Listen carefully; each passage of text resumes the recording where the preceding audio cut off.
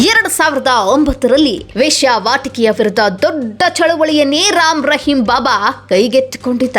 ಸಮಾಜದಿಂದ ಬಲವಂತದ ವೇಶ್ಯಾವಾಟಿಕೆಯನ್ನ ನಿರ್ಮೂಲನೆ ಮಾಡಲು ಮತ್ತು ಹೆಚ್ಚಿನ ಅಪಾಯದ ಗುಂಪುಗಳಿಂದ ಅವರನ್ನ ರಕ್ಷಿಸಲು ಒಂದು ಅಭಿಯಾನವನ್ನ ಪ್ರಾರಂಭಿಸಿದ್ದ. ವೇಶ್ಯಾವಾಟಿಕೆಗೆ ತಳ್ಳಲ್ಪಟ್ಟ ಮಹಿಳೆಯರನ್ನ ಮತ್ತೆ ಸಮಾಜದ ಮುಖ್ಯ ವಾಹಿನಿಗೆ ತಂದು ಉತ್ತಮ ಕುಟುಂಬದಲ್ಲಿ ಅವರನ್ನ ಮದುವೆಯಾಗಬೇಕು ಎಂದು ಪ್ರವಚನಗಳನ್ನ ನೀಡಿದ್ದ.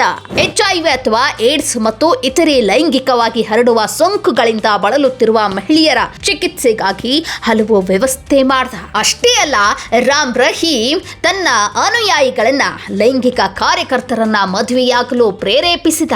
ಅದರ ಭಾಗವಾಗಿ 1500 ಪುರುಷರು ವೇಶ್ಯಾವಾಟಿಕೆಯ ಜೀವನವನ್ನ ತೊರೆದು ಸಮಾಜದ ಮುಖ್ಯವಾಹಿನಿಗೆ ಬರಲು ಬಯಸುವ ಮಹಿಳೆಯರನ್ನ ಮದುವೆಯಾಗಲು ಒಪ್ಪಿಕೊಂಡ್ರು. ಈ ವಿವಾಹಗಳಲ್ಲಿ ಹಲವು ವಾಸ್ತವವಾಗಿ ನಡೆದಿದ್ದ